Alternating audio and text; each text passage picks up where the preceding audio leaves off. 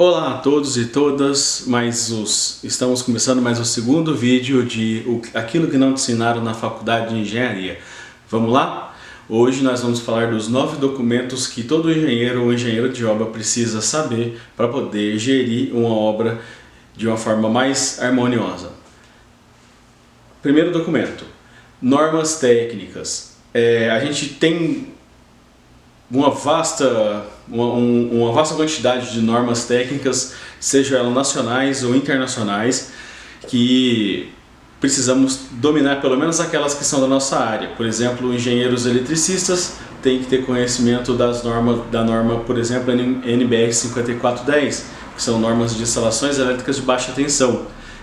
A NBR 5419, que é a respeito de SPDA, e tem também as partes da hidráulica. E normas a gente entende como tudo aquilo que tem um padrão para poder o fabricante seguir e logo você ter a confiança que aquele material segue aquele padrão normativo, tá? Então você vai perceber normas de interruptores de tomadas, de cabos, de infraestrutura, tudo padrão de cores de enfiação, padrão de cores de tubulação, padrão de cores para tubulação enterrada, tubulação aparente. Então normas técnicas, a gente tem que ter noção pelo menos daquilo que a gente vai aplicar na nossa vida, tá? no nosso escopo. E também tem as NRs, que são as normas regulamentadoras, que hoje a gente deve ter mais de 45 NRs, que vão de, por exemplo, a NR10, que todo engenheiro eletricista tem que ter conhecimento, que é para instalações elétricas, segurança do trabalho em instalações elétricas, a NR33, a NR35, a NR12, a NR18. Eu vou colocar no link da descrição, mas o link pro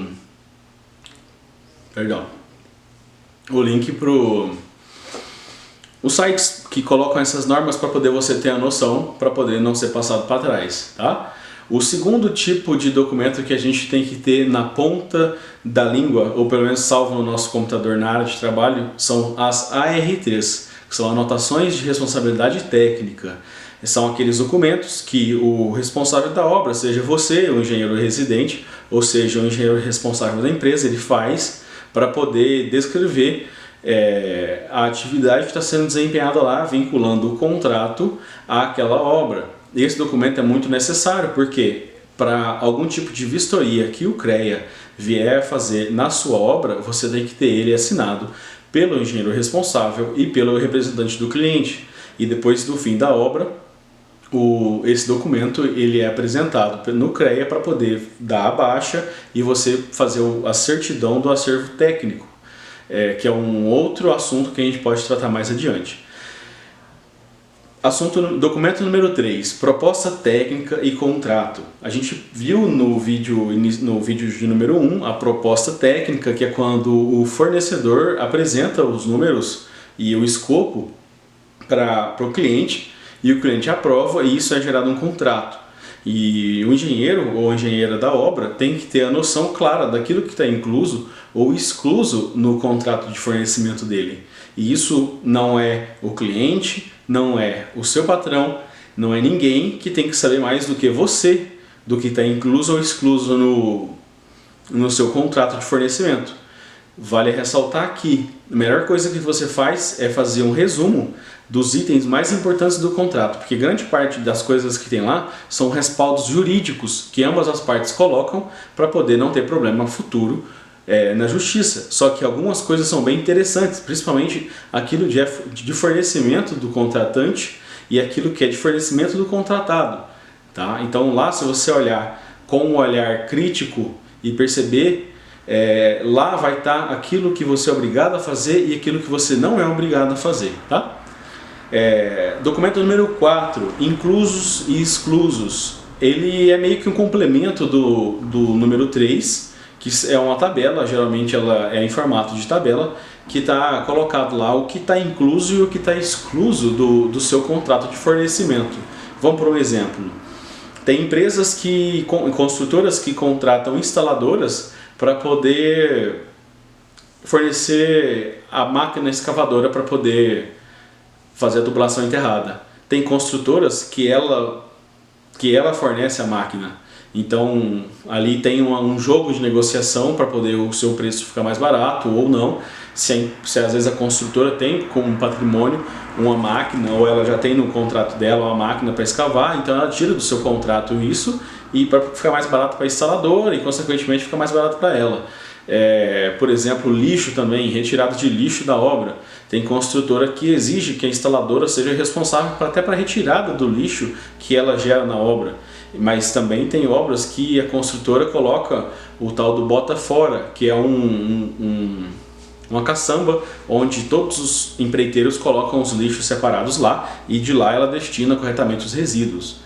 Então essa lista de inclusos e exclusos, às vezes ela está colocada na proposta técnica e no contrato, às vezes ela é um documento à parte. Show! Documento de número 5, memoriais descritivos. Memorial descritivo é aquilo que o projetista ele imaginou a obra, é como que o cliente imaginou a obra. Primeiro então a gente tem o memorial descritivo da obra como um todo, como que ela vai ser, qual a localização dela, qual que é a área dela, qual que é o objetivo dela, quais são os materiais que vão ser aplicados lá, qual é o conceito daquela obra. E depois a gente tem os memoriais descritivos técnicos, que são, dá um exemplo aqui, memorial descritivo de elétrica. Lá o cliente vai dizer quais são as marcas que ele faz questão de que seja colocado. No caso chama vendor list, né? São as marcas que ele propõe para ser colocado. Ele referencia as normas, e como a gente sabe, a norma, por exemplo, a NBR 5410, ela que fala de instalações elétricas de baixa tensão, o projetista ele pode partir do princípio da NBR 5410 e depois daí ele pode dar um complemento, ele pode alterar, por exemplo, a cor dos cabos que ele quer fazer para fase, para neutro, ou um sistema, cada fase tem uma cor, né? Porque isso a norma dá uma abertura para poder cada instalação utilizar do seu melhor jeito. Então o memorial descritivo é aquilo que o projetista pretende com aquele projeto, e está lá escrito, detalhado, a questão de testes, a questão de entrega, a questão de sinalização dos cabos ou da tubulação. Então lá no memorial descritivo é um modo de como o projetista quer fazer a obra, tá bom?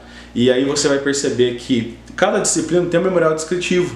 Então, memorial descritivo de elétrica, memorial descritivo de hidráulica, memorial descritivo de SPDA, memorial descritivo arquitetônico, memorial descritivo da obra.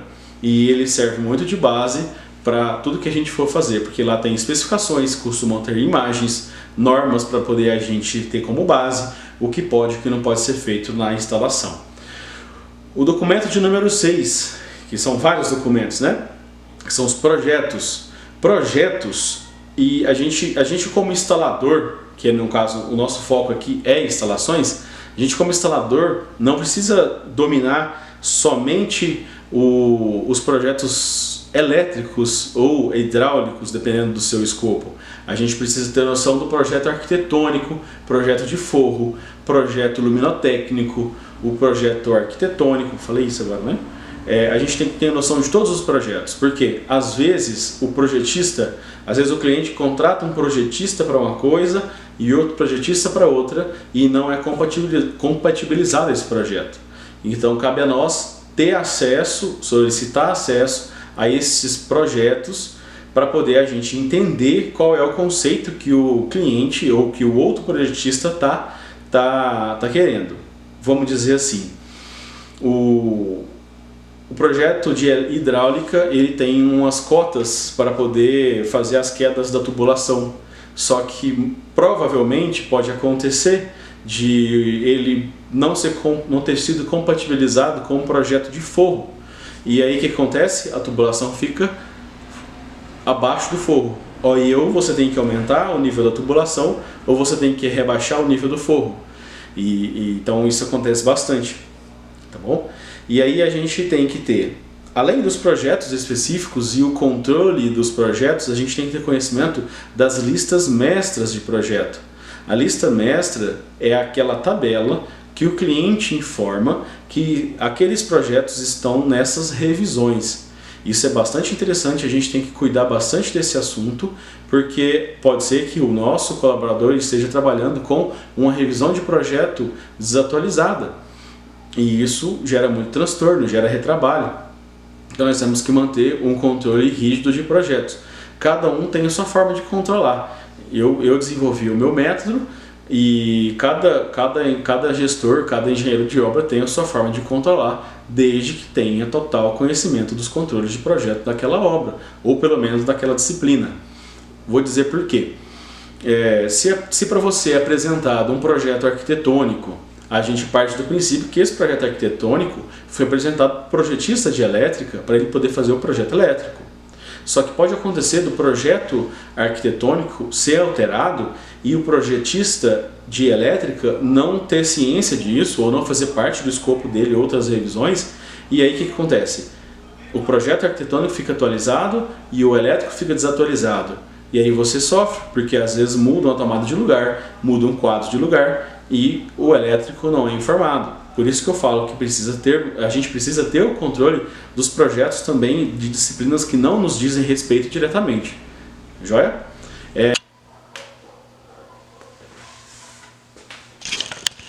Meus amores, tivemos uma falha técnica aqui, na hora que eu fui editar o vídeo.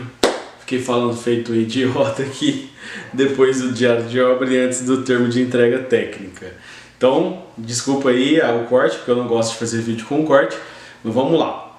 A parte do diário de obra, a gente fala que geralmente o instalador não faz diário de obra, quem faz é a construtora, né? O que não pode ser uma verdade daqui para frente. Todo instalador que se preze, que se queira ser levado a sério, tem que fazer o diário de obra, e ele é um documento simples que consta, ele pode ser até feito em blocos manuais ou de forma digital e depois imprime, mas nele tem que constar informações básicas como qual é o dia daquela atividade e quais são as pessoas que estavam envolvidas nas atividades, quais foram as atividades, qual o local daquelas atividades executadas, quais foram as peculiaridades daquele dia, se o cliente não liberou a frente de serviço para você, se está tendo um problema de aprovação de pedido de compras, se está tendo algum problema. E esse documento ele é muito interessante porque ele tem valor jurídico, porque ele é um diário dos acontecimentos na obra. Independente se a construtora faz, você tem que fazer o seu, e geralmente no contrato tem lá uma cláusula de obrigatoriedade que o contratante tem que designar um representante para assinar os diários de obra do contratado. Então, você tem que fazer um diário de obra, pode ser, entre aspas, até num papel de pão, e o cliente tem que assinar, porque aquilo lá é uma prova que você fez aquilo naquele determinado dia, e você tem que ter aquele controle, porque aquilo vai para o final do documento, vai para o final da obra, e que lá vai ser entregue para o cliente saber que aquele dia foi feita aquela atividade. Tá? Então a imagem pode ter ficado um pouco diferente do conteúdo anterior, porque eu não gosto muito bem, confesso, de cortar vídeo, eu acho que não é legal e não é assim que eu quero fazer, mas foi uma falha técnica por inexperiência minha. Vamos partir para o próximo, que são os termos de entrega técnica. Termo de entrega técnica, nós temos dois tipos, a entrega parcial e a entrega definitiva. Entrega parcial a gente entende sobre aquilo daquela disciplina que você quis entregar antes do fim do complemento dela. Vamos dizer assim que você quer entregar enfiações, você quer entregar tubulação de esgoto, mas o cliente sabe que você não acabou o serviço, só que você acabou a parte enterrada, por exemplo. Você vai lá, faz um documento, o cliente assina que você executou aquele serviço e recebe parcialmente aquele serviço.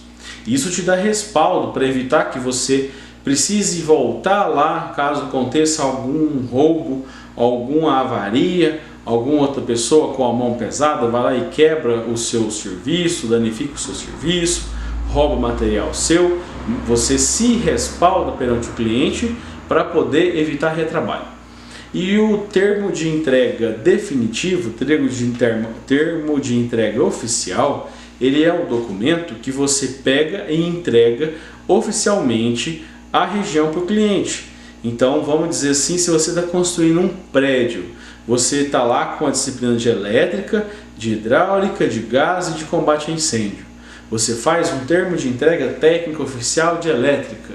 Você vai lá, leva o cliente, pega no bracinho dele, liga interruptor por interruptor, disjuntor por disjuntor, a luz ligou, todo mundo bonitinho, nenhum pegou fogo, tomada funcionou, o cliente aceita, assina, recebe e acabou os seus problemas. Aí você vai lá e faz o termo de entrega de hidráulica, onde não está vazando nada, as torneiras funcionam, as descargas funcionam e por aí vai. Você vai lá e faz um termo de entrega do sistema de incêndio antes da vistoria do Corpo de Bombeiros. Você pega, leva o cliente para poder entender como é que funciona o sistema de bombas, pega um foguinho, vai lá e acende o sprinkler para ver o sistema funcionando e aí está entregue o seu serviço. Isso não significa que você tem que virar as costas para o serviço, porque existem garantias contratuais que você tem que cumprir. O que acontece é que isso te dá recurso para poder se respaldar junto com a construtora ou junto com o cliente. Porque se você não entregou oficialmente, a construtora ou o cliente, ele tem o direito de ir lá te cobrar como se fosse num processo construtivo, o que não é legal para a gente, porque gera retrabalho. A responsabilidade sua continua, porém a abordagem que o cliente passa a ter com você é diferente. Ele passa a pedir por favor para poder você ir lá, porque já foi entregue, é de conhecimento de todos que foi entregue. Alguém designou alguém de confiança para receber o seu serviço. Então é muito interessante você focar nas entregas parciais e entregas definitivas dos seus serviços, porque é muito bem visto e bem-vindo pela sua empresa se você tem esse tipo de trabalho.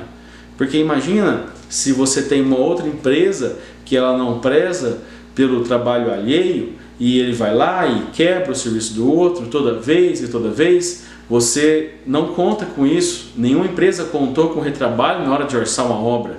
Os orçamentos são curtos, então à medida que você faz um serviço, você tem que fazer ele com a maior qualidade, no tempo mais rápido possível e também entregar para poder medir 100% e receber aquele serviço financeiramente, o cliente contar com aquilo e todo mundo ficar feliz e animado para a próxima etapa, né? O documento de número 9 é o Databook de obra. O Databook de obra, ele reúne todos esses documentos que eu falei anteriormente para poder você entregar para o cliente. Vamos fazer uma metáfora aqui. Quando você compra um carro, ele vem um manual, um manual de uso, um manual do usuário, lá explica como que funciona cada coisa, quais são os indicadores do painel, assim como você compra um celular, vem um manualzinho de garantia, vem um termo de como utilizar aquilo, né? Às vezes a gente nem dá moral para aquilo, porque a gente sabe como é que usa o celular, sabe como é que usa um carro, mas está lá. E obra é a mesma coisa. O Databook, ele é um documento oficial que o fornecedor está entregando para o cliente com todas as informações referentes àquela obra. É como se fosse um modo de como foi feita a obra. E geralmente o Databook ele inclui informações de laudos e notas fiscais de materiais de controle, como cabos, tubulação, quadros, transformadores, geradores, bombas, sistemas, centrais de alarme. Então este Databook ele reúne todas essas informações de materiais, ele reúne as informações de mão de obra, que é o que? Quais funcionários trabalharam nessa obra e quais foram as qualificações que esses funcionários tiveram. Então o Zezinho lá trabalhou, ele fez NR10, ele tem um curso de eletricista, Ele trabalhou quando nisso? É onde entra o diário de obra, é onde entra os treinamentos. Então, o Databook ele reúne laudos e notas fiscais de material, mão de obra qualificada e a informação de que ela foi qualificada e quando é que ela trabalhou nisso, ou seja, os diários de obra. E em terceiro lugar, os projetos, e que é uma coisa que eu não falei no item 6, que são os as-builts. Projeto as-built é o seguinte, é como foi executado. Vamos lá. Nesse documento do Databook, o projeto as-built ele entra se você teve alguma alteração. Então, se tem lá uma tubulação que vem passando por aqui, só que ela teve que fazer um desvio porque tinha uma viga ali e não estava contemplado em projeto, você fez um desvio.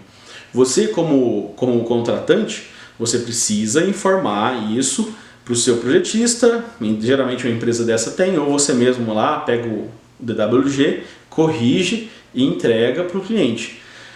E esse documento ele precisa estar no Databook, porque o cliente, quando ele vai receber o Databook, agora você imagina o cliente final, o cara que vai operar aquele empreendimento que você construiu, ele não sabe, ele não estava envolvido na obra, ele precisa ter noção de que aquele projeto sofreu alteração. Então o Databook é o documento mais importante que tem. Tem clientes que pedem ele em via física e tem clientes que pedem em via física e digital. Tá? O mais legal é entregar das duas formas. Você coloca lá as pastinhas de mão de obra, diário de obra, certificados de funcionário, depois material, notas fiscais de compra, laudos de testes e a garantia desses materiais. Terceiro, projetos executivos e projetos as-built e qualquer outra documentação complementar para isso. Seja um contrato, seja um cronograma, seja relatórios de não conformidade, que são aqueles relatórios que você detectou ao longo do caminho e apontou para o cliente. Isso é bom saber, porque aí o cliente tem noção de que teve algum problema, por exemplo, numa caixa de esgoto, que a caixa de esgoto que estava lá no bloco A, ela teve um problema, ela teve que ser refeita, então ela pode ser um possível problema no futuro.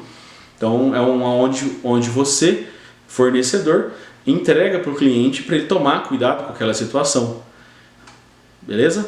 Então, tá aí os 9 documentos mais importantes que todo engenheiro ou engenheira precisa saber para poder não ser passado para trás na obra. E lembrem-se, vocês têm que ter essa noção desses documentos. Eles são os mais importantes. E, a gente fala que são só 9, só que não é fácil mantê-los. Eu não falo de normas técnicas porque você só absorve, mas a RT, ela tem que, se por acaso sofreu algum aditivo de tempo, ela tem que ser revista. A proposta técnica e o contrato pode sofrer aditivo também. O itens exclusos e inclusos pode sofrer uma alteração também. Memoriais descritivos geralmente tem revisão, mas o conceito costuma ser o mesmo. Projetos sempre são revisados. Porque à medida que a obra vai sendo feita, o cliente vai vendo ela acontecer e ele pede para mudar coisas e cabe a nós alterar porque está pagando e é nossa obrigação fazer.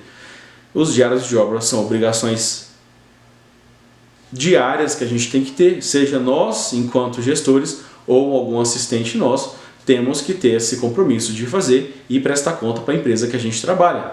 Tá? E lá você pode apontar qualquer coisa.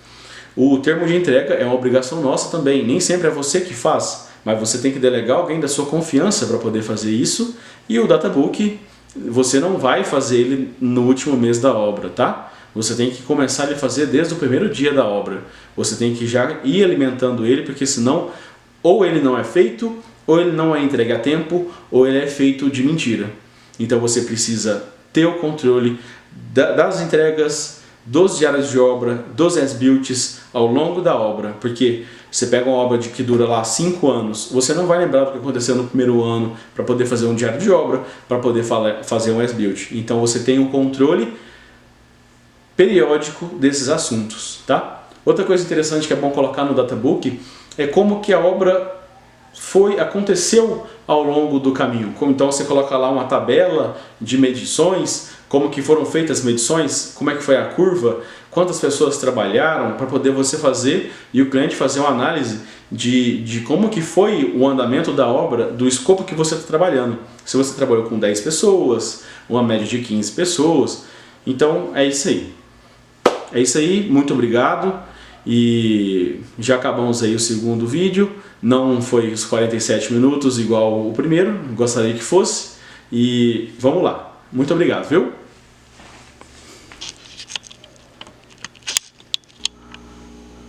Ah, lembrando uma coisa. Você acha que eu esqueci? Não esqueci não.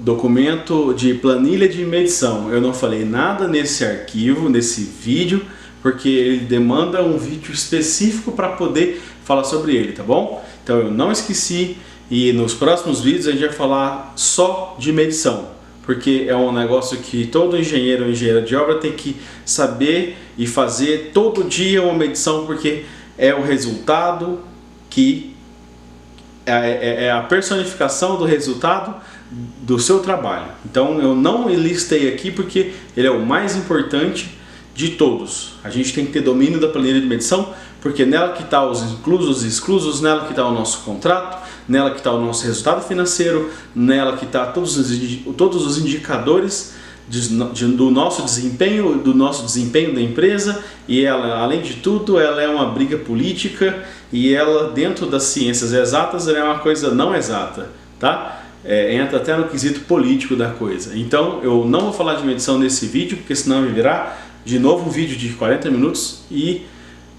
depois a gente fala sobre ele. Fechou? Vamos lá!